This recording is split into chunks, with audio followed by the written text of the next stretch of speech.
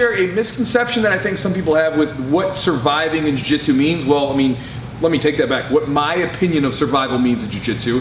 And this came from a video recently where I was talking about the fact that 70% of jiu-jitsu in my eyes is kind of won and lost in the guard passing battle. I'll give you an idea about that in a second.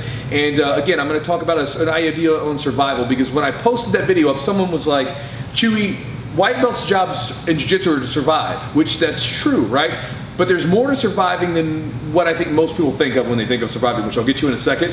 To help illustrate these points today, I'm going to use my lovely assistant, Mr. Adam Wilson, who trimmed his beard down a little bit. Is back to its nice salt and pepper-ish sort of thing instead of being black. Let's get started. All right, guys, so first off, there is more to surviving jiu-jitsu than being stuck in a bad position and then doing this, right? And then just hanging on for a long time. Like, I think that when people think about surviving jiu-jitsu, this is all they think about. It's like, I'm gonna ball up and they can't get a submission on me, right?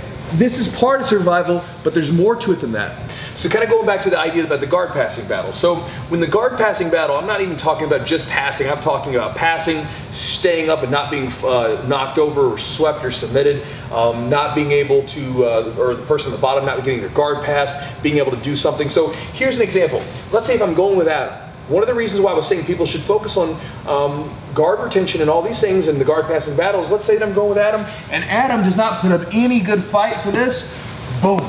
I'm instantly in a dominant position.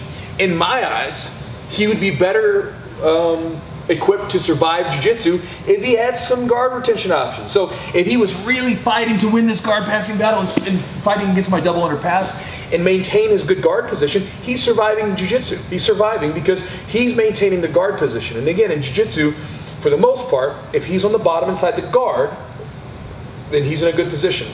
If I'm inside on top, or if I'm on top of the guard, I'm trying to pass. Likewise, if I'm here and I don't think about how to break the guard properly, I don't understand how to like dominate grips here or anything like that, then when this person sweeps me over,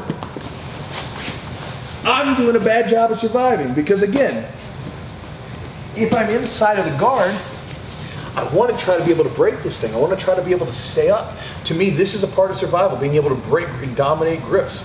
For you guys that have my Get a Grip series, you know exactly what I'm talking about in this stuff. But again, dominate and break these grips here and making sure that I'm staying up. Because again, the longer that I have in this position and more offense and things like that that I can do, to me, you're surviving better. Likewise, if Adam is able to maintain his guard and he has sweeping options. So if he starts to go for a sweep, even if it doesn't work, but it maybe gets me off balance or whatever, boom, and I fight back up, I'm not in a position where I'm thinking about how to beat him. I'm thinking about just trying to stay up.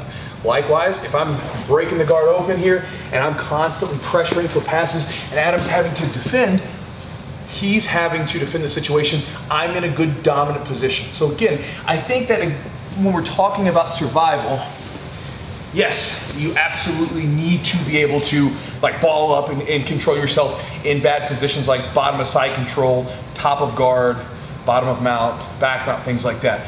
But you should be able to, and I go back to this, I think it's a really good idea to be able to dominate and win that guard passing battle and put a lot of focus on that. Because again, you're going to be there at some point, and if you can hold someone in your guard for a long time, you're in a dominant position.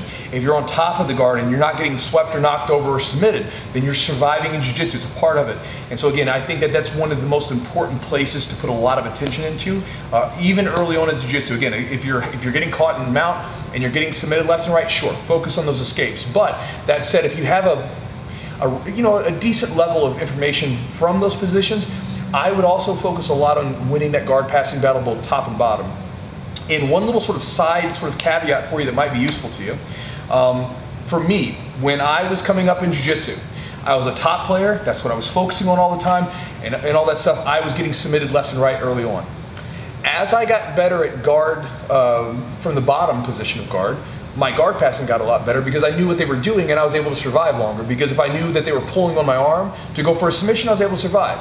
Flip that around. I think if you are and I've seen this with some of my guard player students, some of my students that are primarily bottom players, they get really good at figuring out what the top person's doing once they put some energy into their top position. So if you're naturally one or the other, I would focus on the other side that you're weaker so that you can get to know what your opponents are doing on top and be able to defeat them easier. But again, That's my idea. I think there's a bit of a misconception sometimes with survival. I know jiu-jitsu is about survival, but survival is more than just simply balling up and not getting submitted. It means that you're doing something and you're at least engaging to the point where you're keeping the person honest. And again, that position of that guard passing battle, that is the place, that is one of the most important places to win.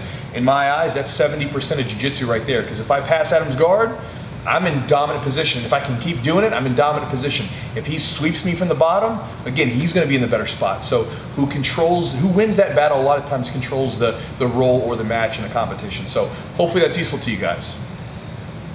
I'm finished. Adam?